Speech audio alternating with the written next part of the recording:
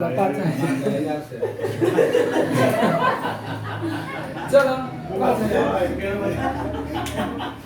અમે તો બોયા નહીં ચાયા સિદ્ધાર્થ રાંદેરિયા જેવું લગેરો ગુજ્જુભાઈ છે ને નાટક છે તો એના પછી પિક્ચર બનાવ્યા આ લોકોએ તો થયું શું કે આર્ય આને એક જણી ગળે પડે છે હા ગુજ્જુભાઈને તો કહે છે કે એનું એમાં બી એનું નામ જગદીશ હોય છે કે જગદીશ જગ્ગુ જગ્ગુ કરતી હશે તો પોલીસ વાળા રાતે પકડે છે ભાઈ તમે ક્યાં જાઓ છો એમ કે કહીએ નહીં અને ઘેર ખબર નહીં હોતી બૈરાને કે આને લઈને આગળ પાર્ટી કરવા ગયો છે એટલે કહે છે કે સાહેબ હું ઘરે જાઉં છું અને આ બેનને મારે મૂકવાના છે કે મને તમે આતંકવાદી જેવા લાગો છો સાહેબ આ બેનને પૂછો હું તકવાદી પણ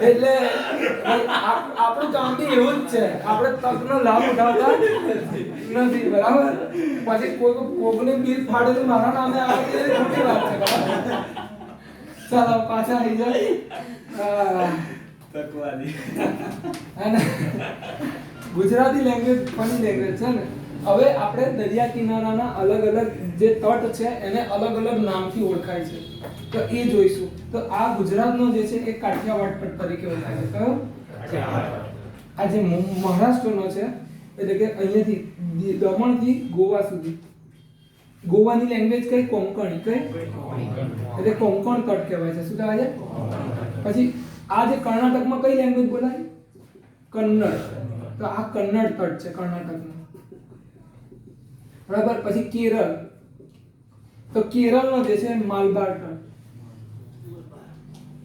ઠીક તમિલનાડુની અંદર શું કહેવાય એને કોરોમંડલ સિમેન્ટ લેના તો હે ને તો કોરોમંડલ તટ છે શું છે કોરોમંડલ ચલો હવે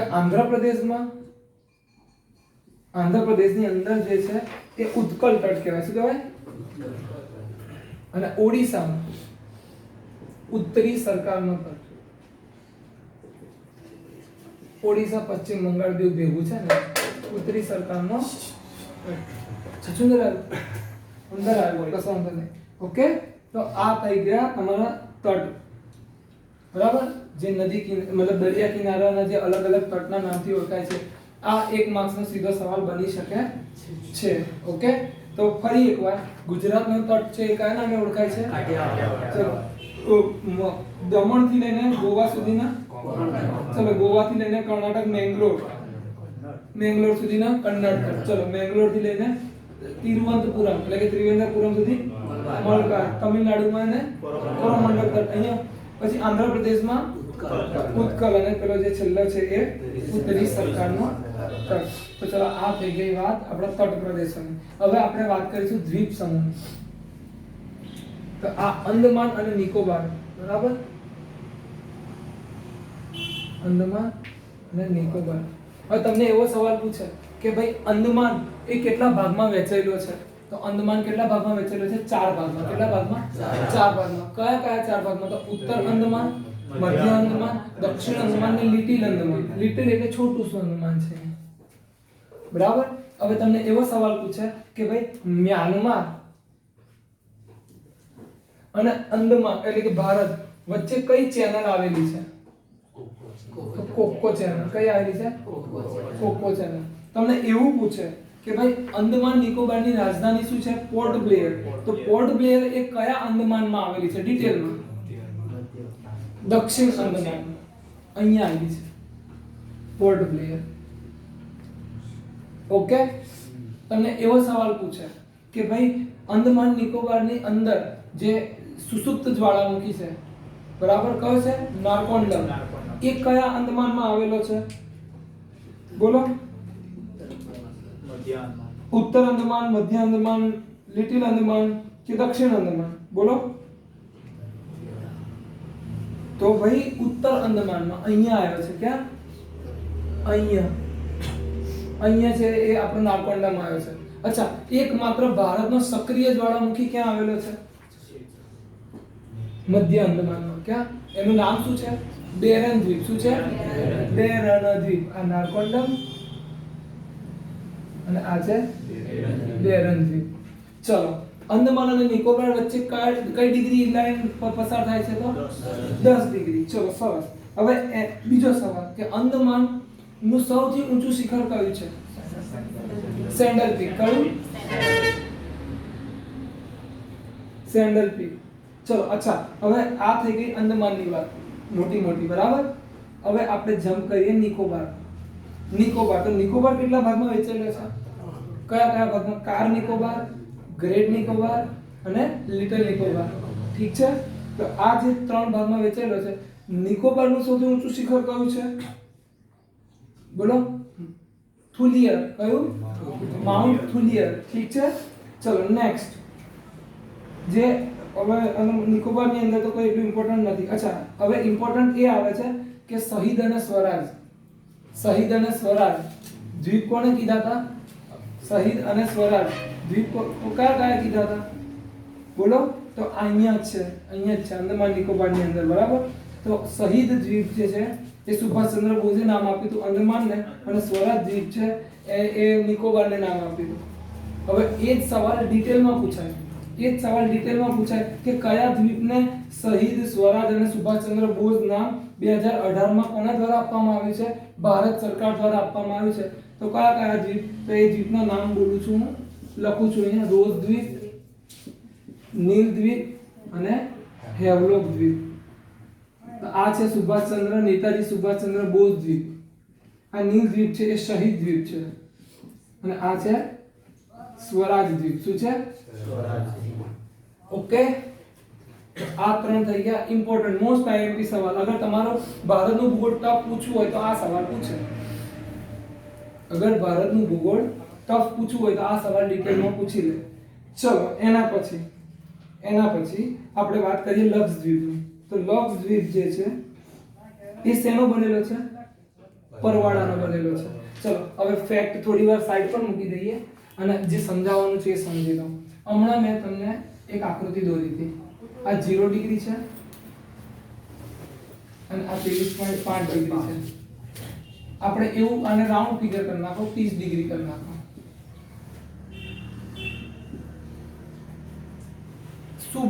શું માંગી રહ્યો છું તો એ જુઓ. તો આ જે 0 થી 30 ઉત્તર અક્ષાંશ અને 0 થી ધીમે ભાઈ 0 થી 30 દક્ષિણ અક્ષાંશ, આટલા એરિયાની અંદર પરવાળાઓનો સમૂહ જોવા મળે છે. શું જોવા મળે છે? પરવાળા. આ પરવાળા શું છે? તો પરવાળા એક એવી કેવી છે? જાતિ છે. શું છે? જાતિ છે, જીવ છે. કે એ જીવ શું કરે? દરિયામાં ખાય, દરિયામાં પીવે, દરિયામાં જ મરી જાય. ઠીક. અને એ મરી જાય તો એની એકની ઉપર એક આવી રીતે, આ એક મરી તો અહીંયા એની ડેડ બોડી છે, તો બીજો એની ઉપર જ મળશે, ત્રીજો એની બાજુમાં, તો ચોથો એની ઉપર. આવી રીતે વિચારો. આ કરોડો વર્ષની પ્રોસેસ છે. કેટલી? ત્યારે દરિયાની ઉપર આવે ને. યસ ઓર નો? દરિયો તો કઈ એવું તો છે નહીં કે 100-200 મીટર ઊંડો હોય. 1-2, 2-3, 4 કિલોમીટર ઊંડો હોય ને. આગે ના 200 મીટર, 500 મીટર, 250 મીટર, જેવું ઊંડાઈ એવો દરિયો, બરાબર ને? તો જેવો દરિયો એવી ઊંડાઈ. હા, હે ને? તો આ લક્ષદ્વીપના ટાપુઓ પરવાળાના બનેલા છે. શેના બનેલા છે? પરવાળાના બનેલા છે. તો આ જે ટાપુઓ છે એને કોરલ દ્વીપ બી કહેવાય. શું કહેવાય? આનું બીજું નામ પરવાળાનું બીજું નામ છે કોરલ ઇંગ્લિશમાં, બરાબર? તો હવે આ જે ટાપુઓ છે એના બનેલા આપણા લક્ષદ્વીપના ટાપુઓ છે, એટલા માટે ઇમ્પોર્ટન્ટ થઈ જાય છે. ક્લિયર? ચલો તો ધીમે ભાઈ, હે ને? ચલો તો હવે પાછા ફેક્ટ્સ પર આવી જઈએ. તો લક્ષદ્વીપની રાજધાની શું છે? કાવરતી, બરાબર? ચલો 9 ડિગ્રી ચેનલ જે છે એ કોને અલગ કરે છે? તો મિનિકોય અને લક્ષદ્વીપને અલગ કરે છે. સૌથી મોટો ટાપુ કયો છે? મિનિકોય, બરાબર ને?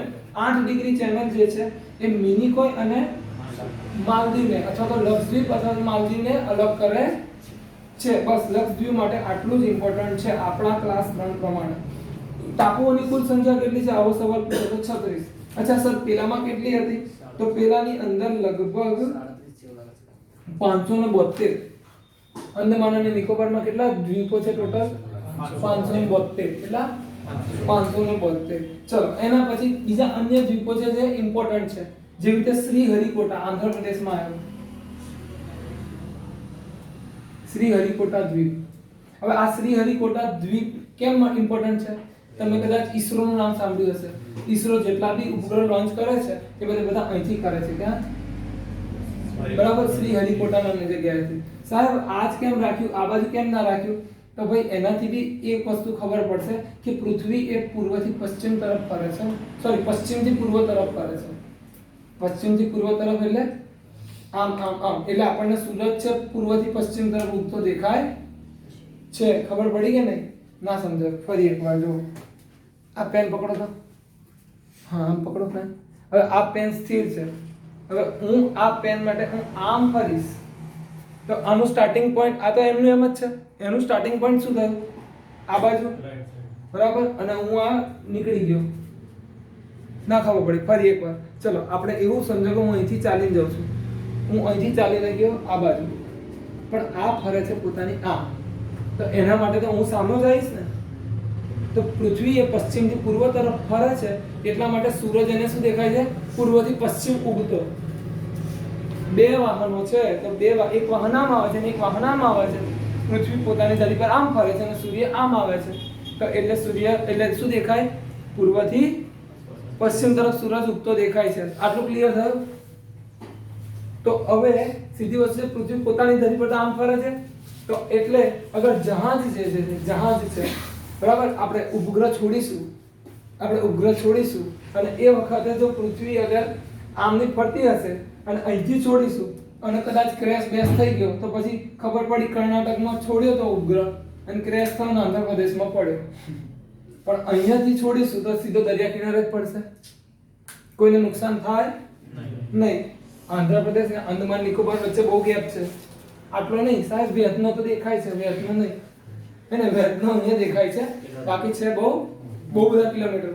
અગર ક્રેશ થવાનો હોય તો એટલા 1 કલાકની અંદર ખબર પડી જાય, બરાબર. 15-20 મિનિટમાં જ ક્રેશ થઈ જાય આમ તો આ કોન્સેપ્ટ ખબર પડી. એટલે અહીંયા શું રાખ્યું છે આપણે?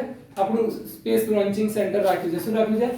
Space launching centre. હવે આનું બીજું નામ શું છે? તો આ જે શ્રીહરિકોટા જે છે એનું બીજું નામ છે શ્રી સતીશ ધવન સ્પેસ સેન્ટર. શું નામ છે? ચલો અહીંયા શું આવ્યું છે? પુલિકટ સરોવર આવ્યું છે. કયું? પેલો જે જંત્રમમાં મંત્રમમાં બતાવે છે ને, પુલિકટ સરોવર. જાવેદ જાફરી વાળું નહીં જોયું હોય તો વાંધો નહીં. ચલો પાછા આવી જાઓ.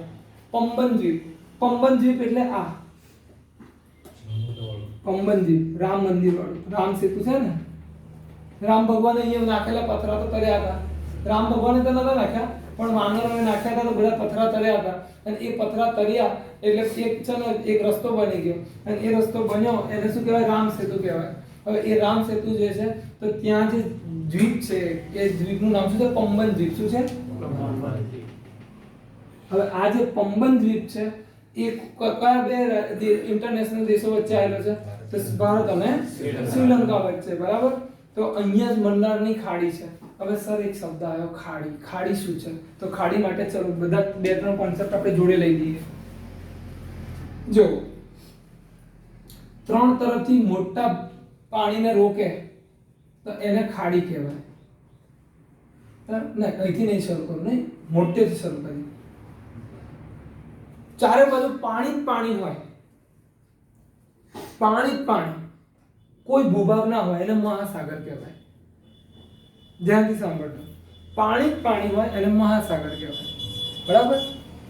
થોડુંક ઓછું પાણી હોય એટલે કે થોડુંક ઓછું એટલે બહુ બધું હોય પણ મહાસાગર કરતા ઓછું હોય તો એને સાગર કહેવાય. કેમ કે સાગરો શું હોય તો બે ભૂભાગ વચ્ચે વહેતા હોય, બે ભૂભાગ વચ્ચે આવેલા હોય એને સાગરો કહેવાય, પણ જગ્યા બહુ મોટી હોય. ચલો મહાસાગર ખબર પડી ગઈ, સાગર ખબર પડી ગઈ. હવે નેક્સ્ટ અખાતો, ખાડી અને દ્વીપકલ્પીય પ્રદેશ, બરાબર. તો 3 બાજુથી પાણીએ જે ભૂભાગને રોક્યો હોય, 3 બાજુથી પાણીએ ભૂભાગને રોક્યો હોય એને દ્વીપકલ્પીય પ્રદેશ કહેવાય. હેલો, ખબર પડી? 3 બાજુથી પાણીએ જે ભૂભાગને રોક્યો હોય એને દ્વીપકલ્પીય પ્રદેશ કહેવાય. સર 4 બાજુથી રોક્યો હોય તો એને શું કહેવાય? શું કહેવાય? ચારે બાજુ પાણી હોય વચ્ચે ટેકરા હોય તેને દ્વીપ કહેવાય.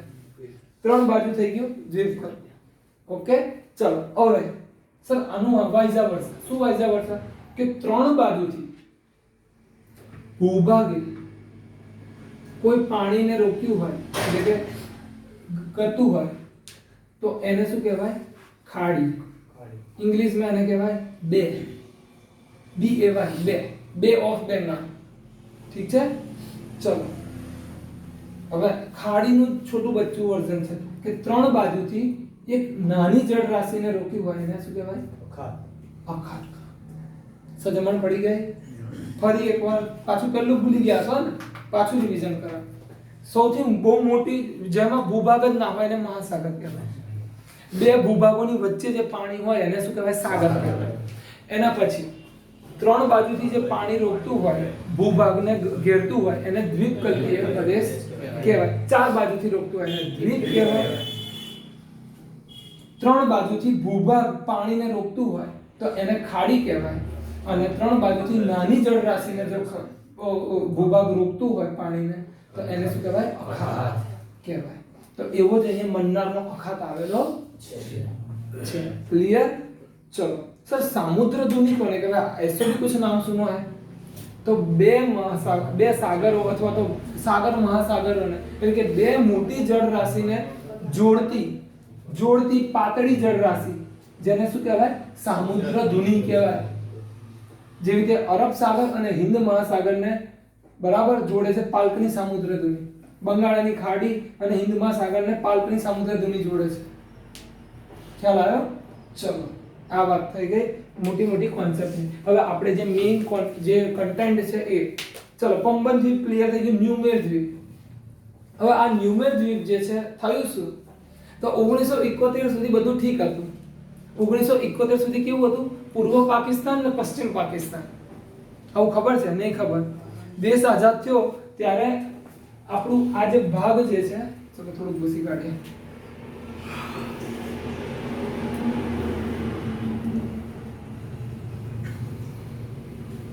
દેશ આઝાદ થયો ત્યારે આ પાકિસ્તાન બન્યું, આપણું કચ્છ છે અને અહીંયા જે છે આ બાંગ્લાદેશ બન્યું. આ ત્રિપુરા છે. શું છે? તમને એવો સવાલ પૂછે કે ભારત અને બાંગ્લાદેશ વચ્ચેની રેખાનું નામ શું છે? રેખાઓ રહી ગઈ ને, કરાવી દઈએ. ચલો નામ આવ્યું છે રેખાનું તો બચ્ચનને બી લઈ પાડીશું. બરાબર? તો ભારત પાકિસ્તાનની બોર્ડર જે છે એ કઈ લાઈન છે? કઈ લાઈન? ગ્રેટ ક્લિફ લાઈન કહેવાય. શું કહેવાય? આ છે જમ્મુ કાશ્મીર સુધી છે. અને અહીંયા બી આ ભારત બાંગ્લાદેશ વચ્ચેની રેખાને બી શું કહેવાય?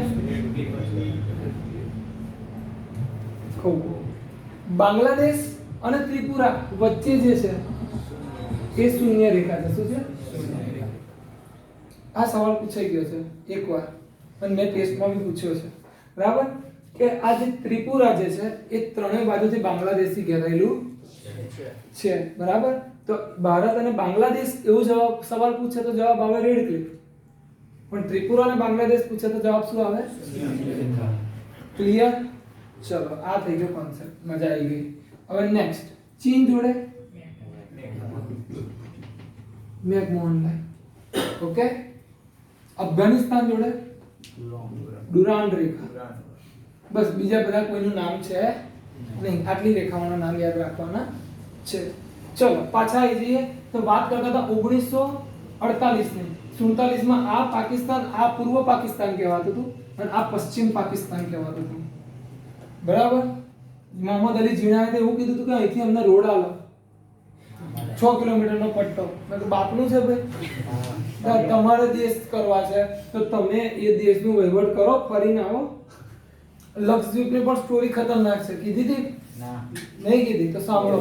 લક્ષદ્વીપ જે છે ને સરદાર પટેલે અહીં જેવો દેશ આઝાદ થયો ને એટલે આજુબાજુ જહાજો મોકલી દીધા કે આજુબાજુ જેટલી જમીન દેખાય તે બધે ઝંડા રોપી આવજો, ભારતનો ઝંડો રોપી કાઢજો.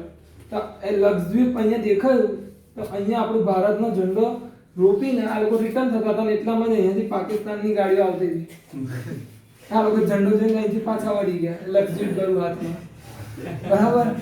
આ તો શું, માલદીવ ઓફિશિયલી બ્રિટનના કબજામાં નહોતું, એટલે પાકિસ્તાન માલદીવને બી જીતી લેતું, પણ મેળ પડ્યો નહીં, કેમ કે બહુ નીચે છે ને, માલદીવ બહુ નીચે છે, એટલો ખર્ચો થઈ જાય, એટલે આ લોકોને અગર અહીંથી વહીવટ કરવા તો આખું ફરીને જવું પડતું હતું. પ્લસ આ લોકો કેવા હતા, એજ્યુકેટેડ, હે ને, બાંગ્લા મતલબ કે બંગાળી લેંગ્વેજ પહેલેથી રીચ હતી. રીચ એટલે રવિન્દ્રનાથ ટાગોર, રાજા રામ મોહન રાય, સ્વામી વિવેકાનંદ, આ બધા ઇંગ્લિશ એજ્યુકેશન ભણેલા હતા, લિટરેચર વેલ મતલબ કે એજ્યુકેટેડ. એ જમાનામાં 1800 ની વાત કરું છું, કેમ કે અહીંયા જ બિહાર, બંગાળ ને ઓરિસ્સામાં સૌથી પહેલા શું થયું હતું, દોહન થયું હતું. બરાબર. એ જ એરિયા પર સૌથી વધારે જુલમ થયા હતા ને. હવે જે એરિયા પર સૌથી વધારે જુલમ થયા હોય એ એરિયાનું સૌથી પહેલું ગ્રો થાય ને.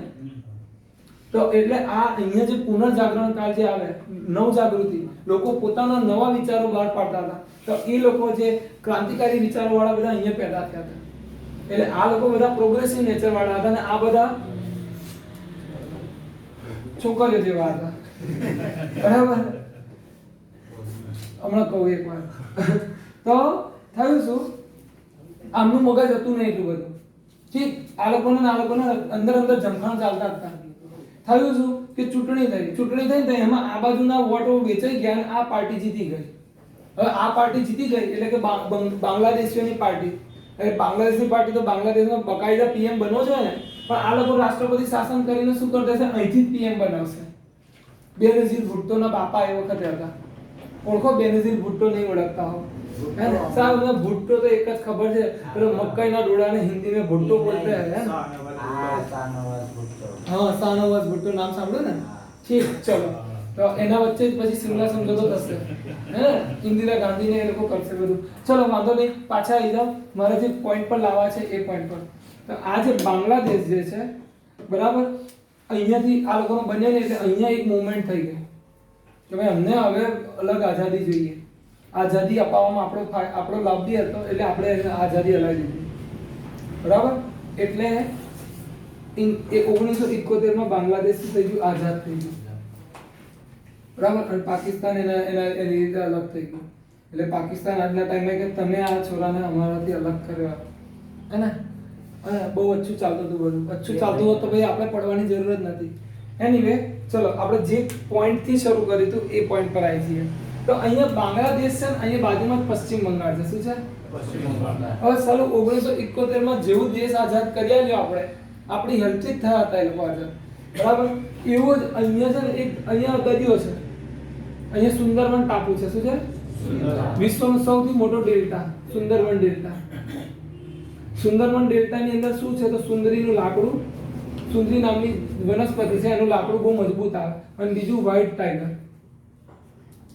બરાબર. હવે આ જે એરિયા છે, હવે અહીંયા પાણી છલકાતું રહે અને અમુક વાર ઘટી બી જાય. બરાબર. ખાડી છે ને, તો અહીંયા એક નીકળી ગયો ટાપુ. શું નીકળી ગયો? ટાપુ. उसका नाम क्या है? न्यूमेर.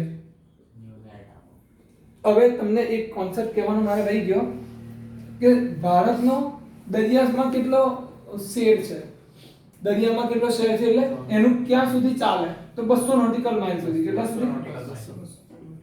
તો બાંગ્લાદેશનું બી 200 નોટિકલ માઇલ હશે જ ને, હે ને? આ લોકોએ શું કર્યું, દરિયો વહેંચી કાઢ્યો બધા દેશોને.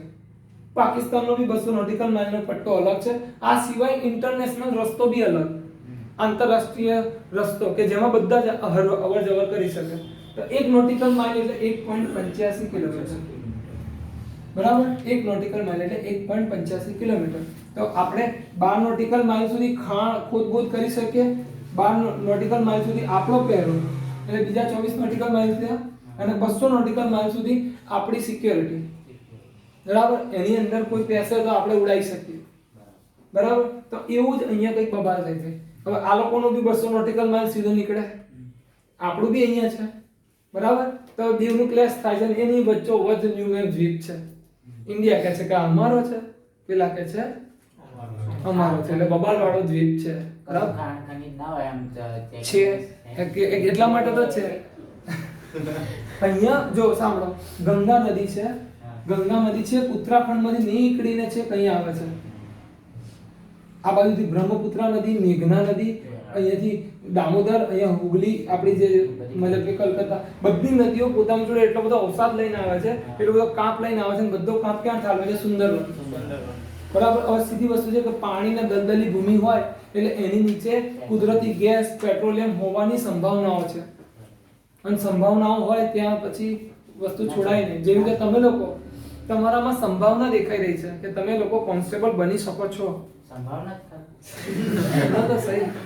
શું તો સહી? આગળ તમે લોકો કોન્સ્ટેબલ, પીએસઆઈ બની શકો છો. આ સંભાવના છે, પણ આ સંભાવના સાચી ક્યારે થશે? જ્યારે તમે એકચ્યુઅલમાં બની જશો ત્યારે, હે ને? તો આપણે તો અહીંયા ભલે આપણે 25, 30, 40 જણા બેઠા છીએ, બરાબર? જે બી છે અહીંયા તૈયારી કરે છે. આવું તો આખું ગુજરાત તૈયારી કરે છે ને. જગ્યાઓ તો ખાલી 10,000 જ છે. તો એ વાત તો પાકી છે કે 10,000 જ લોકો આવશે. બાકી બધા 9,90,000 લોકો શું કરવાના છે? પોકે પોકે જાનું તમે રડવાના, પોકે જાનું તમે રડવાના, હે ને?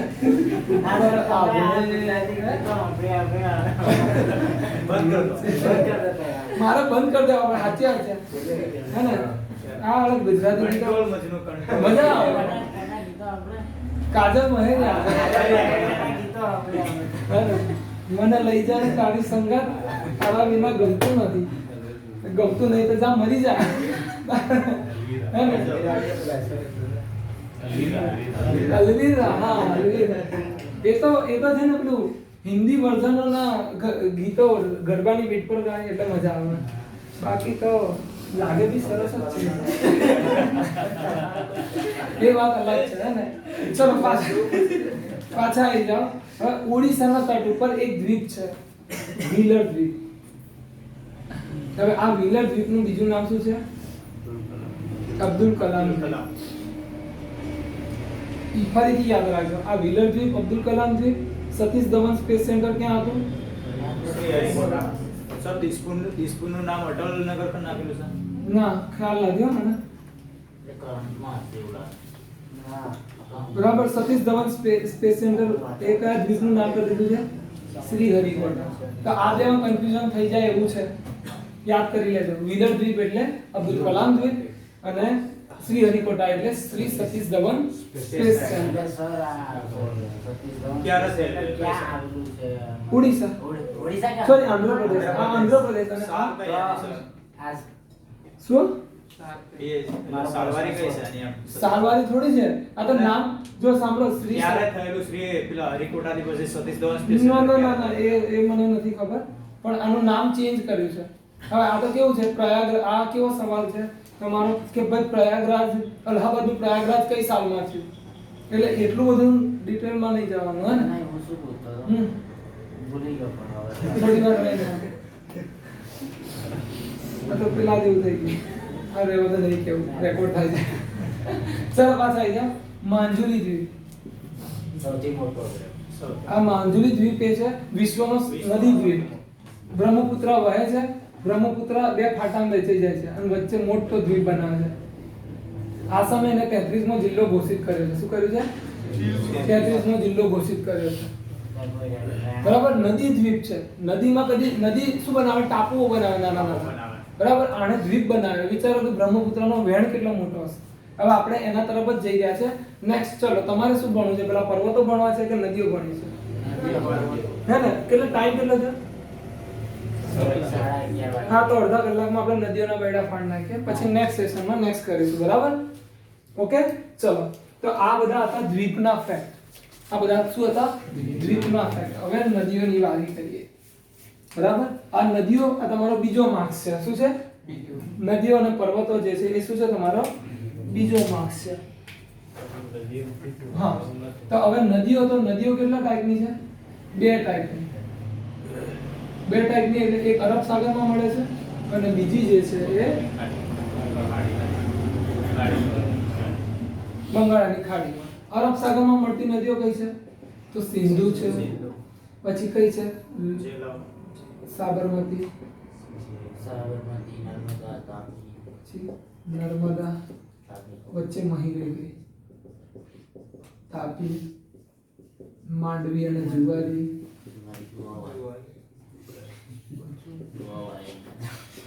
પેરિયા પેન્નાર ભરતપૂજા ભરૂચા. ના બસ આટલી enough છે. પેન્નાર ખરી પેનના આ બાજુ આવશે. હા. બંગાળાની ખાડીમાં તો ગંગા, બ્રહ્મપુત્ર, બરાબર. યમુના તો ગંગાની સહાયક છે, બરાબર. ચલો પછી મહા, પછી આ બાજુ બીજી નદીઓ ગોદાવરી, કૃષ્ણા, કાવેરી, પેન્નાર, બસ એક બીજી એક નદી તુંગભદ્રા, એ કૃષ્ણાની સહાયક છે. એકાદ રહેતી હશે. લખવાની જરૂર. બીજી યાદ આવશે એટલે હમણાં ચોપડીમાં આપણે જોઈ લઈએ એટલે ફટાફટ એનું ઉદ્ગમ સ્થાન અને એ કરી દઈશું. મેઇન મુખ્ય નદીઓ કઈ છે? તો મુખ્ય નદીઓ સિંધુ નદી, ગંગા અને બ્રહ્મપુત્ર. બરાબર. ચલો ફટાફટ એને આપણે લઈ લઈએ. સૌથી પહેલી નદી સિંધુ નદી. સિંધુ નદી ક્યાંથી નીકળે છે? સાહેબ મારા ઘરની બાજુથી તો નહીં નીકળતી, મને નહીં ખબર. બરાબર. તો ચોમાયુંગડું બસ આવું જ કર દો કે ના ના ના આ કેટલા ગ્લેશિયર બોખરચુ ગ્લેશિયરમાંથી નીકળે છે, હે ને? માનસરોવરના બોખરચુ ગ્લેશિયરમાંથી નીકળે છે અને એમ કરીને અરબ સાગરને મળે છે. સિંધુ નદી લદ્દાખ અને જાસ્કર વચ્ચેથી પ્રવેશે. ચલો ભારતમાં કઈ જગ્યાએથી પ્રવેશે છે? દમચોક અને ચિલ્લડ નામની જગ્યાએથી પાકિસ્તાનમાં એન્ટર થઈ જાય છે. બરાબર ને? 1100 કિલોમીટર જેટલી, 1000 કિલોમીટર જેટલી છે.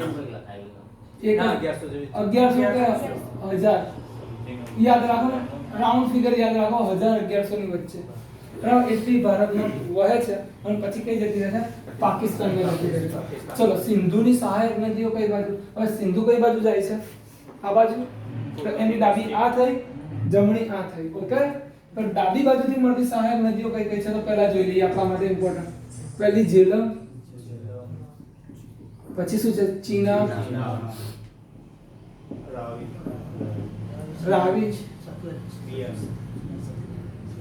બિયાસ અને સતલજ. બરાબર. આ થઈ ગઈ શું? ડાબી બાજુથી મળતી સહાયક. જમણી બાજુથી મળતી સહાયક નદી અહીંયા છે એક શિયો, બરાબર. પછી બીજી છે જાસ્કર, શિયો. પછી એક છે સિગાર, પછી છે કાબુલ, કુર્રમ, કોમલ, ગોમલ. બરાબર ને? ચલો. અને આ બધી નદીઓ કઈ જગ્યાએ સિંધુને મળે છે? મીઠાનકોટ નામની જગ્યાએ. આ થઈ ગયું આપણું સિંધુ નદી તંત્ર. બરાબર. સતલજ છે, હો થી જ છે. સતલજ જે છે એ રાજસ્થાનમાંથી નીકળે છે. ક્યાંથી નીકળે છે? ચલો હવે બાપુ ભેગું આપણે બ્રહ્મપુત્રાને બી લઈ પાડીએ, હે ને? પછી ગંગા નદી અલગ દોરવી પડશે. એટલે બ્રહ્મપુત્રા છે એ અહીંથી નીકળે છે. ક્યાંથી? અહીંથી.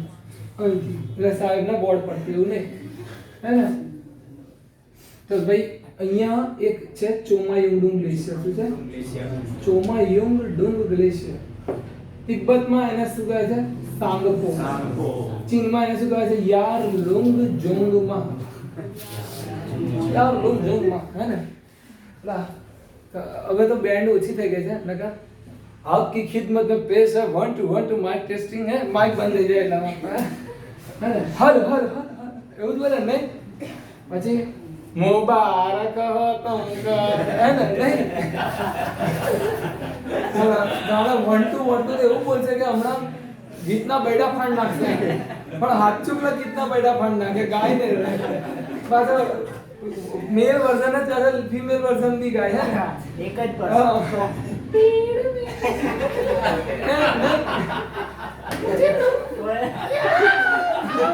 आवाज नहीं जाए मुझे, आवाज नहीं जाए ना, याद आते और खेतों में પછી પાછો દર્દ મે રસવાઈ મે મુझे तुम याद आते हो, हद करना के अल्लाह रेकॉर्डिंग चालू है और कटिंग कौन करता है? ચલો કઈ નહીં, હવે પાછા આવી જાઓ. યુટ્યુબ પર ના હતા. મૂકી દઈશું, તમે કટ બનાવીને શોર્ટ્સ બનાવજો હે ને. આના લીધે જ વ્યૂ વધારે આવી જશે. ચલો એટલે આવા કલાકારો હોય છે. જો આ તમને હું બધું છે ને, જો સાંભળો, આ બધું કેમ કહું છું, કોન્સ્ટેબલ ના બન્યા તો આ બધા રોજગારીના જરિયા છે. તકનો લાભ ઉઠાય. એટલે હુનર તમે બી કેળવો. જો અગર હું શિક્ષક ના હોત તો હું શું કરતો? Stand up comedy. કોમેડી કરતો. બિલકુલ સાચી વાત છે. मैं मुंबई जतो रहता हूँ और भागेलू तू पेलू हिंदी बोलता तो यहाँ पब्लिक गाड़ी થઈ જતી. मेरे को हिंदी आवड़ता है है ना, सोचा होता पर आगे से हड़ी मिल दे ने का પછી बढ़ जाने का है ना. तो આપણે અહીંયા ચાલે, અહીંયા આપણા વડોદરા સુરતમાં પબ્લિક ગાંડી થઈ જાય આવું બોલે ને તો હે ને. ઇંગ્લિશની ઉમેર દેવામાં.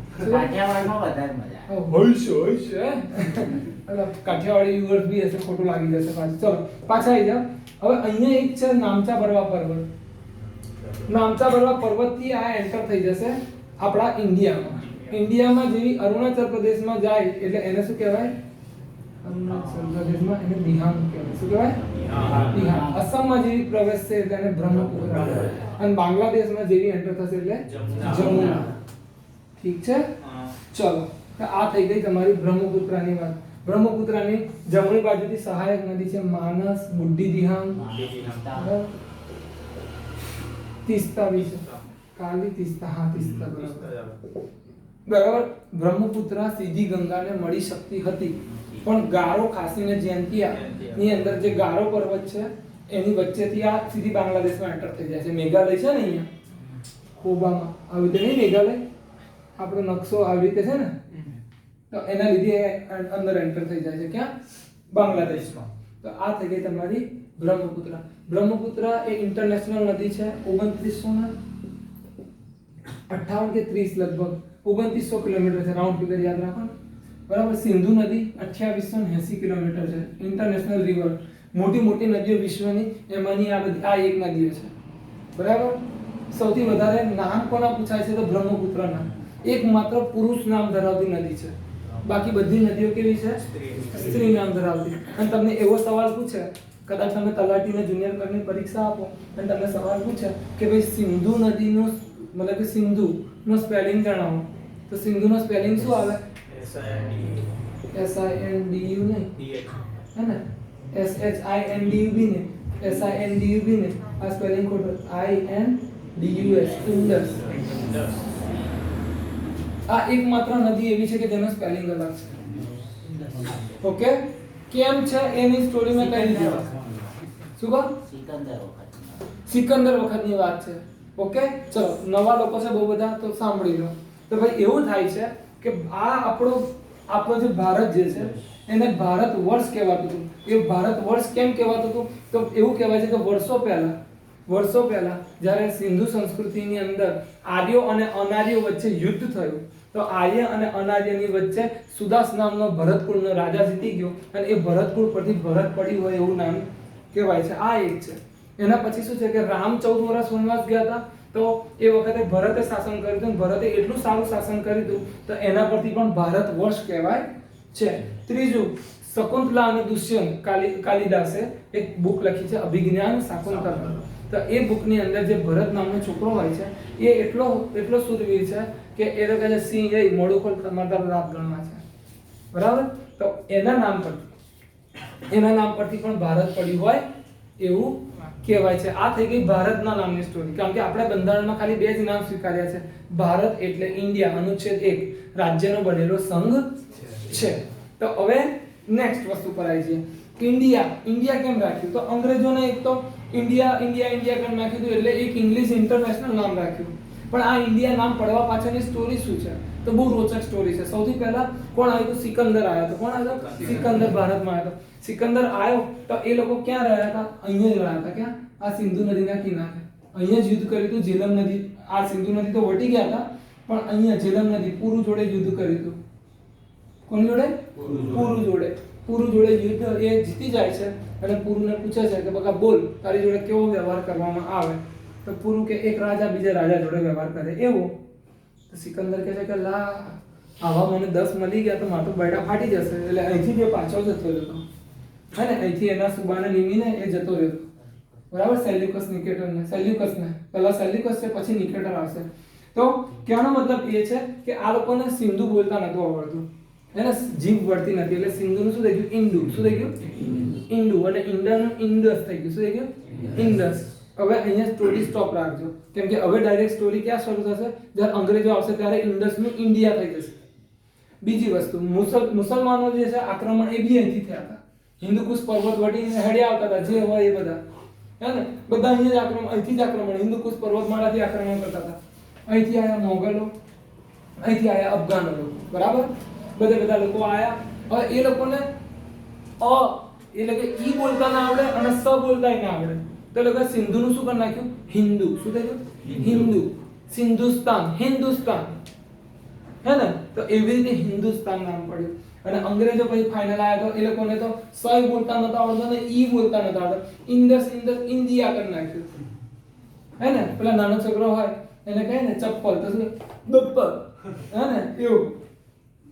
પાણી તો માઈ, એમ જ કે, અને જીભ ના વળે. એટલે તો આપણી એવી જ સંસ્કૃતિ હતી કે જેની બધી જીભ વળે છે, હે ને. બસ ખાલી અમુક વાર ચોમાયું ગ્લેશિયર ને આ ચાઇના વાળા જરી અઘરા નામ રાખી લે તો તકલીફ પડે છે, બરાબર. બાકી તો આપણે બધે ઓલ ઓવર વર્લ્ડ માં ઓકે છે. તો પાછા આવી જાવ તો આ ઇન્ડિયા નામ કેવી રીતે પડ્યું? સિંધુ નદીનું સ્પેલિંગ એટલે અલગ છે.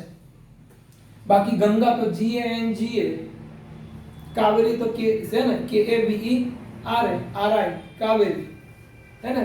ચલો પાછા. તો બ્રહ્મપુત્ર તો એકમાત્ર પુરુષ વાળું નામ ધરાવે છે, બાકી કોઈ ધરાવતું નથી. ચલો, આ થઈ ગયું સિંધુ નદી તંત્ર, આ થઈ ગયું બ્રહ્મપુત્ર નદી તંત્ર. ચલો સર, આ નદીઓ વિશે બી થોડુંક કહી દો.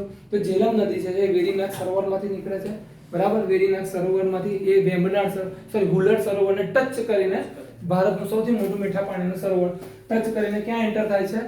તો ભાઈ ભારત અને પાકિસ્તાનની કુદરતી બોર્ડર, પેલા બજરંગી ભાઈજાનમાં બતાવે છે ને જગ્યા, હે ને. તો એ જગ્યાએથી પછી એ ચિંગામને મતલબ કે પાકિસ્તાનમાં એન્ટર થઈ જાય છે. ઝેલમ નદીની સહાયક નદી કઈ છે? તો કિશનગંગા. કઈ છે? કિશનગંગા. ચલો, બીજો સવાલ પૂછે કે તુલબુલ પરિયોજના ક્યાં આવી છે? ઠીક છે. ચલો નેક્સ્ટ, ચીનાબ એ ચંદ્ર અને ભાગા બે નદીઓનું સંગમ થઈને ચીનાબ બને છે. પાકિસ્તાનમાં એને નીલમ કહેવાય છે. રાવી તો આ બંદરપુચ પર્વત છે, અને અહીંયા રોહતાંગ ઘાટ છે. શું છે? રોહતાંગ ઘાટના ઉત્તર છેડાથી રાવી નીકળે છે, અને આ રાવી નદીના કિનારે પંજાબ છે, બરાબર. પંજાબમાંથી રાવી, આપણું પંજાબ છે ને, ત્યાંથી પછી પાકિસ્તાનમાં એન્ટર થાય છે. અહીંયા જ કરતારપુર કોરિડોર આવેલો છે, બરાબર. અને કરતારપુર જે ફેમસ જે શીખોનું મંદિર છે એ પાકિસ્તાનમાં આવેલું છે, બરાબર. જે ખુલ્લું કરી દીધું છે. 6 કિલોમીટર લાંબો પુલ છે, જે હવે પોસિબલ છે. દિવસના અમુક લિમિટેડ લોકોને દર્શન કરવાની છૂટ આપી છે. એના પછી આવે છે રોહતાંગ ઘાટના આ બાજુ, એટલે બંદરપુચ પર્વતની પેલી આ બાજુથી, ને બંદરપુચ નહીં, કદાચ નંદાદેવી પર્વત છે, ઓકે. પર્વતને સાઈડમાં મૂકી રોહતાંગ ઘાટના દક્ષિણે બંદરપુચ જ છે ને, ઓકે. ત્યાંથી બિયાસ નીકળે છે. બિયાસ સતલજની સહાયક છે. તમને એવો સવાલ પૂછે કે સિંધુ નદી તંત્રની અંદર કઈ નદી છે જે સિંધુને ડાયરેક્ટ નહીં મળતી? તો બિયાસ. બિયાસ જે છે એનું બીજું નામ શું છે? જોન અબ્રાહમ. બિપાશા, એની ગર્લફ્રેન્ડનું નામ શું છે? હે ને. આપણે તો ભાઈબંધો હોય તો ગર્લફ્રેન્ડના નામથી બોલાવે, છોકરીઓ હોય તો એવું કઈ કહીએ કર્યું. તો પાછા આવી જાઓ. ચલો, બિપાશા, બરાબર ને. તો આ બિપાશા જે છે એ સતલજને કઈ જગ્યાએ મળે છે? હરિકઈ નામની જગ્યાએ. હરિકઈ નામની અહીંથી છે, અહીંથી જે છે ઇન્દિરા નહેર રાજસ્થાનમાં કાઢી છે. અને આ નહેર જે છે એ વિશ્વની સૌથી લાંબી નહેર છે. 568 કિલોમીટર કે 550 કિલોમીટર, રાઉન્ડ ફિગર યાદ રાખવાનું, 550 કિલોમીટર. અને એના લીધે કયો એરિયા હરિયાણા બને છે? તો શ્રી ગંગાનગર એરિયા, રાજસ્થાન. ઠીક છે. ચલો, આટલું યાદ રહે. ઓકે. નેક્સ્ટ, સતલજ નદી. સતલજ રાજસ્થાનમાંથી નીકળે છે, સિપકિલ્લા પાસમાંથી ભારતમાં પ્રવેશે છે. અગર ટાઈમ મળે તો આજે આપણે ઘાટો બી ક્લિયર કરવાનો ટ્રાય કરીશું, અધરવાઇઝ નેક્સ્ટ લેક્ચરમાં ઘાટો ને બધું લઈશું. સિપકિલ્લા ઘાટમાંથી પ્રવેશે છે, અને પછી ભારતમાં આવે છે. ભારતમાં આ આમ કુલ લંબાઈ એની આટલી છે કે લગભગ 1400 કિલોમીટર, પણ ભારતમાં એ 1080 કિલોમીટર. ચીના એ 1180 કે 1160 કિલોમીટર જેટલી ફરે છે. એટલે સિંધુ નદી તંત્રની સૌથી મોટી સહાયક નદી કોણ છે?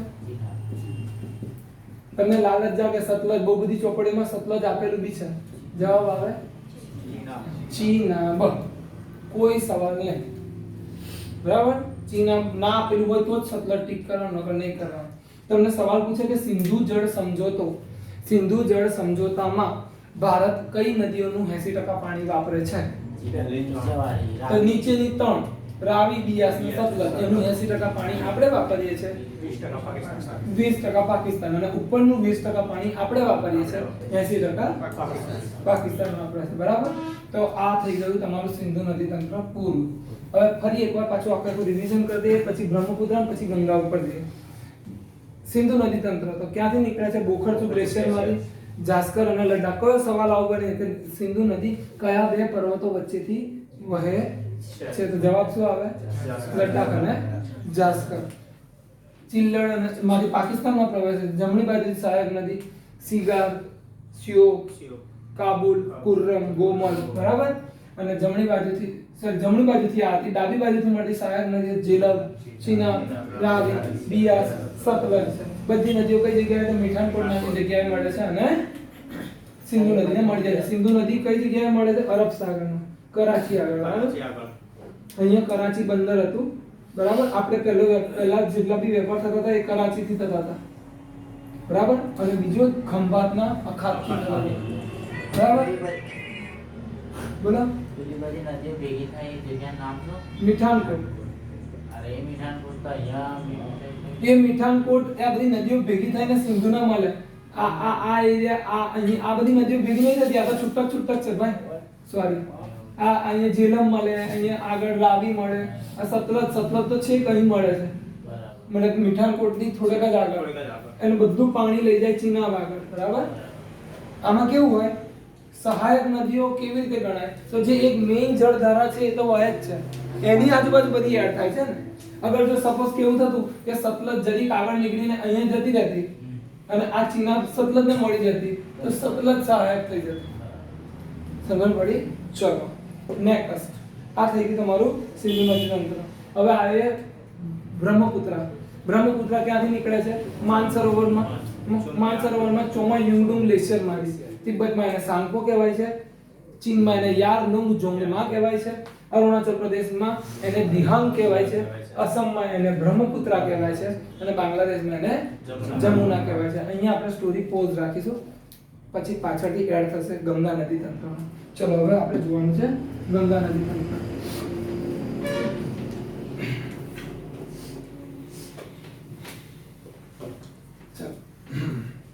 ગંગા નદી તંત્ર. તો ગંગા નદી તંત્ર જે છે એ બે ગ્લેશિયરથી શરૂ થાય છે. એક ગંગોત્રી અને બીજું છે સતોપર. ગંગોત્રી ગ્લેશિયરમાંથી એક નદી નીકળે છે ગૌમુખ સુધી. એનું નામ શું છે?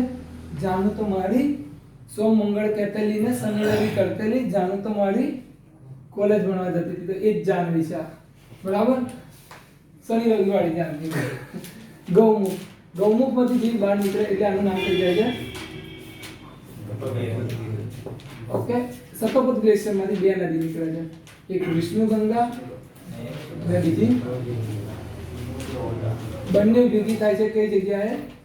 તો વિષ્ણુ પ્રયાગ આગળ. કઈ જગ્યાએ? અને એનું નામ પડી જાય છે અલકનંદા. વિષ્ણુ પ્રયાગ આગળ પછી શું આવે? નંદ પ્રયાગ. શું આવે? નંદ પ્રયાગ પછી રુદ્ર પ્રયાગ અને રુદ્ર પ્રયાગ પછી આવે દેવ પ્રયાગ. અને અહીંયા દેવ પ્રયાગ આગળ ભાગીરથી પ્લસ અલકનંદા, ગિરસસ ગંગા, વચ્ચે કર્ણપ્રયાગ લાઈન. ઓકે. ચલો નંદ પ્રયાગ જે છે અહીંયા નંદાકિની નદી મળે. કઈ? કર્ણપ્રયાગ આગળ પિંડર, રુદ્ર પ્રયાગ આગળ મંદાકિની. બધી જગ્યાએ નામ એનું રહેશે અલકનંદા જ. શું રહેશે નામ? ઓકે. ચલો આ બે ભેગી થઈ ગઈ. દેવ પ્રયાગ આગળ ભેગી થઈને એનું નામ પડે છે ગંગા. અહીંથી ગંગા મેદાનમાં આવે. ક્યાં આવે? મેદાનમાં. ચલો હવે અહીંયાથી પાછું આકૃતિ દોરું છું. ગંગા મેદાનમાં આવી એટલે યુપીમાં એન્ટર થશે. હવે રામગંગા, ગોમતી, ઘાઘરા, ગંડક, કોસી બિહારમાંથી આવશે, બરાબર, અને મહાનંદા.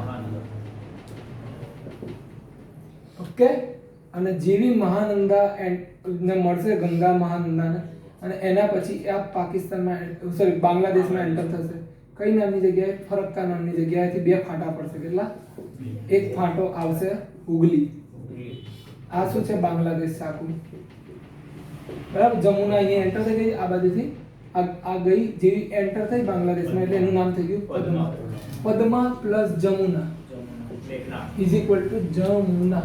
પણ ગુજરાત બોર્ડ પ્રમાણે આપણે યાદ રાખવાનું મેઘના, બરાબર. ચલો, પદ્મા પ્લસ જમુના ભેગું થઈ ગયું મેઘના.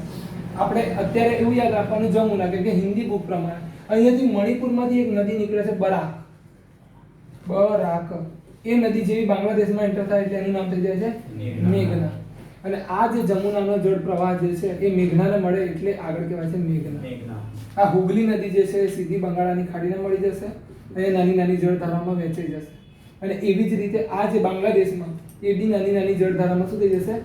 વહેંચાઈ જશે. અને એના લીધે વિશ્વનો સૌથી મોટો ડેલ્ટા સુંદરવન બનશે. હવે સાહેબ ડેલ્ટા ડેલ્ટા કરો છો, ડેલ્ટા છે શું? તો ડેલ્ટા એ એક છે ને લેટિન વર્ડ છે. આલ્ફા, બીટા, ગેમા અને બીટા, ગેમા, લેમ્ડા બી આવે અને પછી આવે ડેલ્ટા, બરાબર. લેમ્ડા કેવી રીતે લખાય? આ રીતે ઊંધો વાય, ઊંધો વાય, હે ને. ચલો, લેમ્ડા અને ડેલ્ટા. તો આ ડેલ્ટા છે, આખો આખો આવો પ્રદેશ દેખાય છે એટલા માટે. ઠીક, ચલો. તો આ ડેલ્ટા સુંદરવન શેના માટે? હમણાં થોડી વાર વાત કરી દીધી છે એટલે હવે ફરી વાત કરવાની બનતી નથી. હવે તમને એવો સવાલ પૂછે, સર આ તો બધી ડાબી બાજુથી સહાયક નદી તમે કીધી ને, ગંગાની આ શું છે? બધી ડાબી બાજુથી. જમણી બાજુથી સહાયક તો અહીંયા યમનોત્રી ગ્લેશિયર છે. શું છે? યમનોત્રી ગ્લેશિયર સીધું અલ્હાબાદ. હવે અલ્હાબાદનું નામ જ પ્રયાગરાજ થઈ ગયું છે એટલે આપણે બે અલગ યાદ રાખવાની જરૂર નથી. આ યમુના નદી છે એ પ્રયાગરાજ આગળ મળે અને ગંગા નદીની સૌથી મોટી સહાયક નદી છે. યમુનાની સહાયક નદીઓ કઈ કઈ છે? ચંબલ, સિંધ, કેન, કહું તો અહીંયા ચલો એક રહી ગઈ, ચંબલ, સિંધ, અને અહીંયા આવશે બેતવા, કેન. પછી ટોન્સ બી છે પણ ટોન્સ એ ડાયરેક્ટ ગંગાને મળે છે એટલે છોડો. અને હે ને બસ. અને સોણ બી ડાયરેક્ટ મળે છે. હા, દામોદર મળે ને પછી? ના ના, દામોદર અહીંયા મળશે. દામોદર ઓડિશામાંથી નીકળશે ને ઉપર જતી રહેશે, બરાબર. આ સોણ નદી. તમને એવો સવાલ પૂછે કે દ્વીપકલ્પીય નદી. દ્વીપકલ્પીય નદી એટલે શું? કે જે ગુજરાતથી આ બાજુ ઓડિશા સુધીની જે નદીઓ છે એ બધી દ્વીપકલ્પીય વિસ્તાર કહેવાય. ત્રણેય બાજુ દરિયો છે એટલે. તો ગંગાની એકમાત્ર સહાયક દ્વીપકલ્પીય નદી કઈ? તો દામોદર. શું જવાબ આવે? સોણ ના આવે છે. સોણ એ અમરકંટકમાં છે, આ પેલા બરાબર. એ હમણાં વાત કરીએ છીએ થોડી વાર રહીને. તો આ ક્લિયર થઈ ગયું? ક્લિયર? આમાં કોઈ ડાઉટ છે? ચલો, હવે આ સોણની વાત નીકળી છે તો આપણે સોણના બી બૈડા ફાડી નાખીએ. ચલો, પહેલા એકવાર આ રિપીટ કરી લઈએ એટલે મનમાં ક્લિયર થઈ જાય ને. ગંગા નદી તંત્ર. ગંગા નદી તંત્ર ફરી એકવાર સાંભળો. બે ગ્લેશિયર, એક છે ગંગોત્રી અને બીજું સતોપદ ગ્લેશિયર. ગંગોત્રી ગ્લેશિયરમાંથી નીકળે છે અલકનંદા, હે ને. ડાયરેક્ટ અલકનંદા સોરી ભગીરથી યાદ રાખો, હે ને. ગૌમુખ, જાનવી વાનવી યાદ ના રાખો. બરાબર. ગંગોત્રી ગ્લેશિયરમાંથી નીકળે છે ભગીરથી અને સતોપદ ગ્લેશિયરમાંથી બે નદીઓ નીકળે છે, વિષ્ણુગંગા અને ધૌલીગંગા. વિષ્ણુગંગા અને ધૌલીગંગા જે છે એ બે ભેગી થાય છે વિષ્ણુ પ્રયાગ આગળ અને એનું નામ પડે છે અલકનંદા. અલકનંદા આગળ જાય છે અને નંદ પ્રયાગ આગળ એને નંદાકિની મળે છે. કર્ણપ્રયાગ આગળ એને પિંડર મળે છે. રુદ્રપ્રયાગ આગળ એને મંદાકિની મળે છે અને દેવપ્રયાગ આગળ એને ભગીરથી મળે છે. દેવપ્રયાગની પહેલા એનું નામ અલકનંદા જ રહે છે. જેવું દેવપ્રયાગ આગળ ભગીરથી અને અલકનંદા ભેગી થાય છે એવું જ નામ પડી જાય છે ગંગા. ગંગા, બરાબર. નંબરિયા પડી ગયા ગંગાના. ગંગા મેદાનમાં વહેવાનું શરૂ કરશે. રામગંગા, ગોમતી, ઘાઘરા, ગંડક, કોશી, મહાનંદા તમને એવો સવાલ પૂછે તો ગંગાની એકમાત્ર સહાયક નદી છે પૂર્વ તરફથી વહીને આવતી હોય તો એ કઈ છે? મહાનંદા. ફરક્કા નામની જગ્યાએથી એના બે ફાટા પડે છે. એક ફાટો બાંગ્લાદેશમાં જાય છે, એને કહેવાય છે પદ્મા. જમુના એટલે કે બ્રહ્મપુત્ર જે છે એ બાંગ્લાદેશમાં એન્ટર થાય છે તો એનું નામ પડી જાય છે જમુના. પદ્મા અને જમુના ભેગા થાય છે તો એનું નામ પડી જાય છે જમુના. આપણા ગુજરાત બોર્ડ પ્રમાણે એનું નામ પડે છે મેઘના. મણિપુરમાંથી એક બરાક નામની નદી આવે છે અને જે બાંગ્લાદેશમાં એન્ટર થાય છે તો એનું નામ પડે છે મેઘના. એ મેઘના અને જમુનાનો સંયુક્ત જળ પ્રવાહ બંગાળાની ખાડીને મળે છે. તો આ થઈ ગયો મોટો સુંદરબન ડેલ્ટા બનાવે છે. બ્રહ્મપુત્ર જે છે અહીંયા એક માંજુલી દ્વીપ બનાવે છે અસમમાં. એની ઓલરેડી વાત કરી ચૂક્યા છે એટલે અત્યારે વાત કરવાની જરૂર નથી. ગંગાની સૌથી મોટી સહાયક નદી કઈ છે? તો ગંગાની સૌથી મોટી સહાયક નદી છે યમુના. યમુનાની સહાયક નદીઓ કેટલી છે? તો ચંબલ, સિંધ, બેતવા, કેન, બરાબર. તો આ મોટી મોટી સહાયક નદીઓ છે જે યમુનાની સહાયક નદી છે. યમુના ગંગાને ક્યાં મળે છે? તો અલ્હાબાદ પ્રયાગરાજ નામની જગ્યાએ. દામોદર નદી એક હુગલીની સહાયક છે. અહીંયા ભાગ પડે છે જે કલકત્તામાં જાય છે એટલે ગંગાનું નામ બદલાઈ જાય છે અને હુગલી થઈ જાય છે. શું થઈ જાય છે? હુગલી. હુગલી નદીના કિનારે કયું નગર વસેલું છે? કલકત્તા વસેલું છે. ચલો તો આ થઈ ગયું આખું ગંગા નદી તંત્ર. હવે આપણે વાત કરીએ એક આવી જ રીતે જે કે માનસરોવરમાંથી 3 નદીઓ અલગ અલગ દિશામાં નીકળે છે એવી જ રીતે એક છે નર્મદાનું અમરકંટક. શું છે? અમરકંટકમાંથી 3 નદીઓ નીકળે. એક નદી નીકળે એ નર્મદા,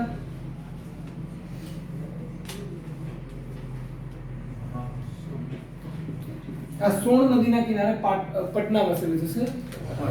મહાનદી ઓડિશાનું, બરાબર, ઓડિશાનું દુઃખ છે. શું છે? બિહારનું દુઃખ કોણ છે? કોસી. ઠીક છે, ઓકે. પશ્ચિમ બંગાળનું કોઈ દુઃખ છે નહીં. પશ્ચિમ બંગાળનું દુઃખ આપણે ગણવું હોય તો ગંગા નદીને જ ગણી લેવાનું, બરાબર. કેમ કે એ નદી હુગલીમાં પૂર આવે તો સમજો કલકત્તામાં દુઃખ થઈ ગયું, હે ને. ચલો તો આ અમરકંટક જે છે નર્મદા, સોણ અને મહાનદી આ સવાલ પૂછાઈ ગયો છે.